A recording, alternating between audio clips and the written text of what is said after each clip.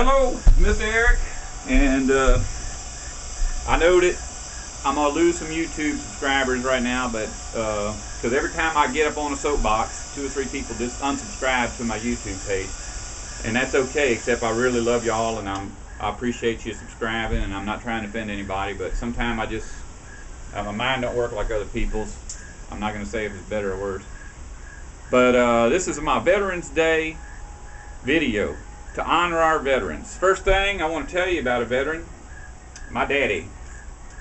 This is my daddy's, this is a certificate they sent. The United States of America honors the memory of Alfred Ladnier when he died. And it's really pretty. Signed by George Bush, President of the United States.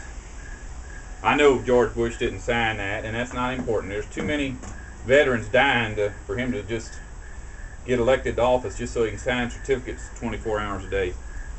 But anyways, this video is about patriots and veterans and the difference between the two, because you can be a patriot and not be a veteran, and you can be a veteran and not be a patriot.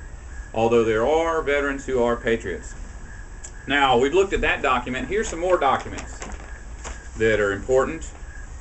And this is actually generated by the Department of Veterans Affairs.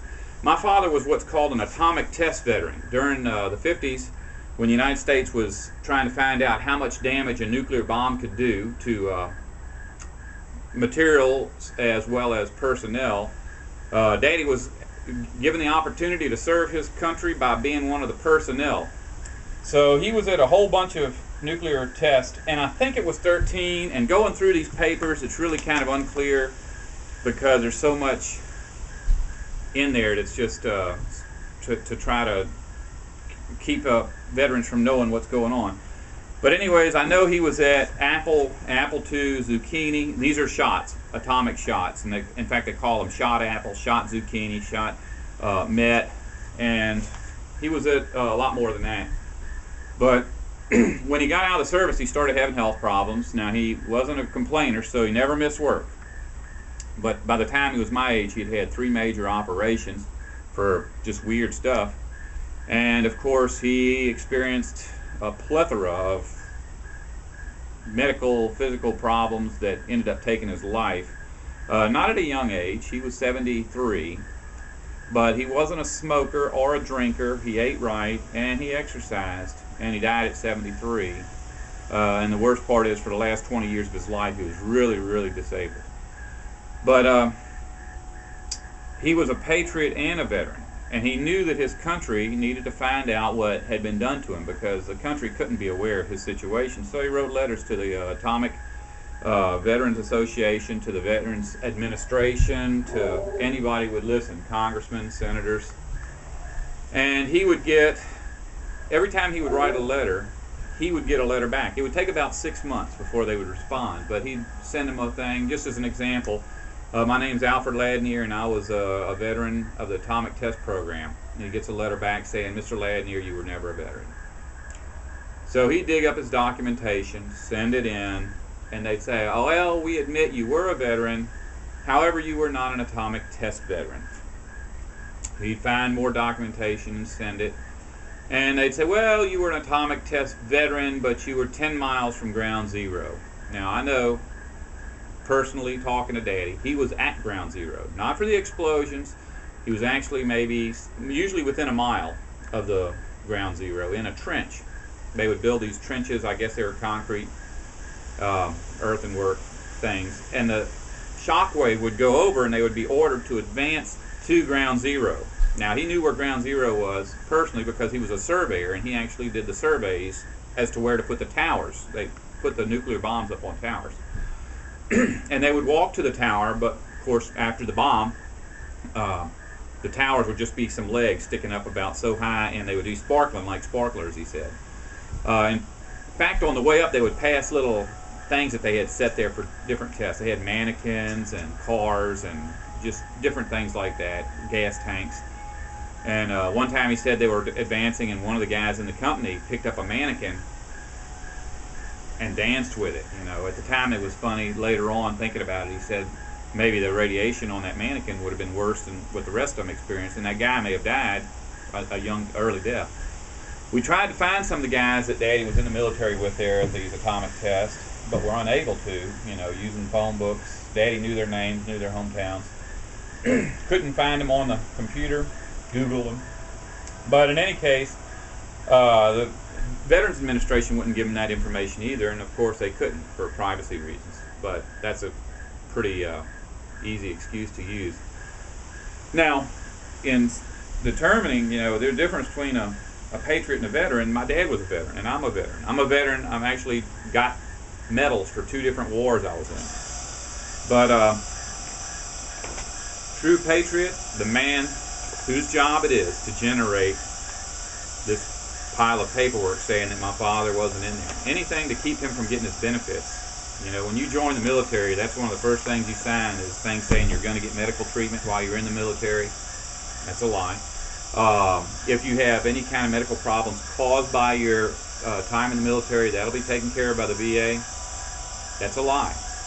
I mean, I have friends that are treated, and there seems to be a pattern that people who retire usually can get benefits, and a lot of that's because for every benefit they get, part of their pay is taken. So if a man's getting $3,000 a month, and then suddenly he's getting $3,000 a month disability, they'll give him the $3,000 disability, but they take his check away. And the only benefit to that is that your disability is not taxed, whereas your income would be. So you get tax-free income as opposed to a taxed income. Also, I think the guy that invented this machine that pumps out these little certificates is a patriot, These people, real patriots, that generate this, because think of all the sleepless nights. They're laying in bed going, boy, my job is to take away benefits or generate legal documents to keep veterans from getting the benefits that were promised to them. It takes a patriot to do something like that, but it keeps the country strong. Can you imagine how much it would weaken our country to pay the veterans what was in their contracts? It would be astronomical. If you want to celebrate with parades and uniforms and all, make it a Patriots Day. Celebrate these people. If you want to celebrate Veterans Day, just go up to a veteran, shake their hand, and thank them. Now, there's several ways you can do this. If your family has veterans in it, you know them. Just go up and personally thank them. But in the general population, you can't tell a veteran from a regular non-veteran. So the thing to do is go up to 10 people and shake their hands and thank them. Now, 9 of those people are going to say, well, sir, I was never in the military. And you say, oh, well, I'm sorry. But 1 of them will be, because 1 out of 10 people in the United States is a veteran. And I didn't know it was that high, but it is. Now, if you want to be really effective, don't do that.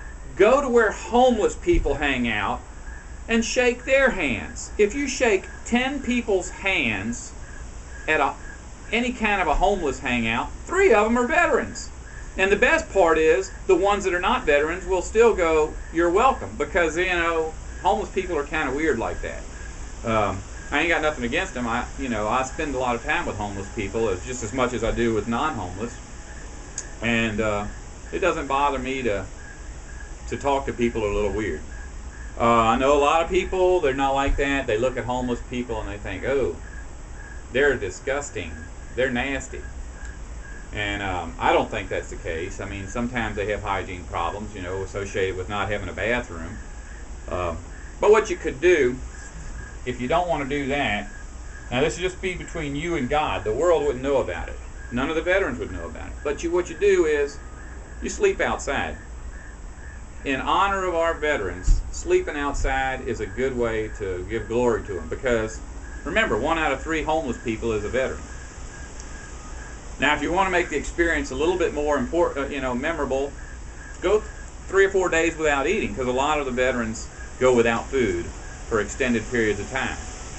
And, in fact, see, I sleep out here. This is a porch.